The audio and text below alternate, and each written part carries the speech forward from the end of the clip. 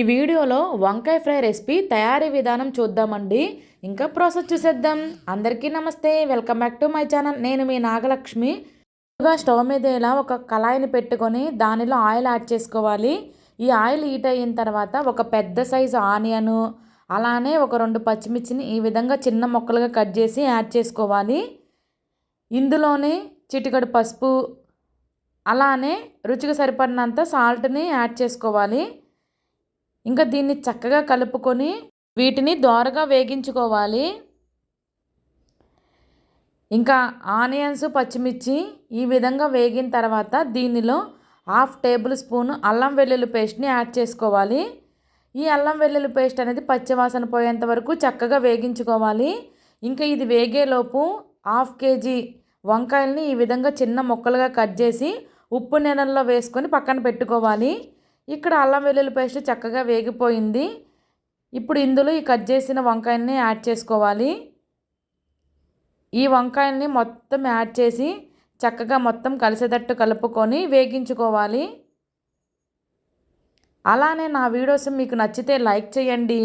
వీటన్నిటినీ కలుపుకున్నాక దీని మీద మూతను పెట్టేసేసి చక్కగా మగ్గించుకోవాలి. మధ్య మధ్యలో మూతను తీస్తూ కలుపుకుంటూ ఉండాలి. వంకాయలన్నీ చక్కగా ఫ్రై అవ్వడానికి ఒక 10 మినిట్స్ పడుతుంది. ఇవి మూతను పెట్టేసుకొని మధ్య మధ్యలో ఒక 2 మినిట్స్కి ఒక్కసారి మూతను తీస్తూ కలుపుకుంటూ ఉండాలి. ఈ వంకాయ ఫ్రై అనేది చాలా బాగుంటుంది. పప్పుచారులోకి, పప్పు టమాటాలోకి కాంబినేషన్ చాలా బాగుంటుంది. అలానే ఉత్తిగా కలుపుకోవడానికి కూడా చాలా చాలా బాగుంటుంది. తప్పకుండా మీరు ఒక్కసారి ఇలా ట్రై చేయండి. ఇంకా అలా మూతను తీస్తూ మనం కలుపుకుంటూ ఉండాలి. ఇంకా మీకు ఎలాంటి రెసిపీస్ కావాలో కూడా నాకు కమెంట్ చేయండి. ఇంకా వంకాయలన్నీ చక్కగా మగ్గుతో ఫ్రై అవుతున్నాయి. మన ఛానల్ని ఫస్ట్ టైం విజిట్ చేస్తే తప్పకుండా సబ్స్క్రైబ్ చేసుకోండి. ఇంకా వంకాయలన్నీ ఈ విధంగా ఫ్రై అయిన తర్వాత దీనిలో రుచికి సరిపడినంత కారాన్ని యాడ్ చేసుకోవాలి.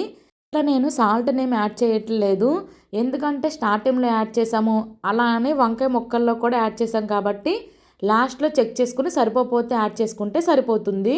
కారం యాడ్ చేసిన తర్వాత దీన్ని చక్కగా కలుపుకొని ఒక 2 to 3 మినిట్స్ దీన్ని వేగనివ్వాలి.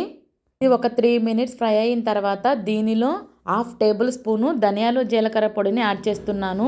ధనియాలు జీలకర్ర పొడిని ఇంట్లోనే తయారు చేశానండి. ఇది తయారు చేయడం కూడా చాలా సింపులే. ధనియాలని జీలకర్రని డ్రై రోస్ట్ చేసి ఇంకా మిక్సీ పట్టిన పొడి అండి ఇది. వేసిన తర్వాత దీన్ని కూడా చక్కగా కలుపుకొని ఒక 2 మినిట్స్ వేగించుకుంటే సరిపోతుంది. ఎక్కువ మసాలాలు ఏమీ లేకుండా సింపుల్గా చేసిన ఫ్రై ఇది. ఇంకా ఇది ఒక 2 మినిట్స్ వేగిన తర్వాత ఇక్కడ ఈ స్టేజ్లో ఒక్కసారి సాల్ట్, కారం సరిపోయిందో లేదో చెక్ చేసుకోవాలి. సరిపోతే ఇక్కడే యాడ్ చేసుకొని ఒక 2 మినిట్స్ మగ్గించుకొని ఇంకా స్టవ్ ఆఫ్ చేసేసుకోవాలి. అంతేనండి, టేస్టీ టేస్టీ వంకాయ ఫ్రై రెసిపీ రెడీ. ఈ వీడియో మీకు నచ్చితే ఒక్క లైక్ చేయండి. మీ ఫ్రెండ్స్ అండ్ ఫ్యామిలీకి షేర్ చేయండి. ఇలాంటి టేస్టీ అండ్ సింపుల్ రెసిపీస్ కోసం నా ఛానల్ని ఇప్పుడే సబ్స్క్రైబ్ చేసుకోండి. Thanks for watching.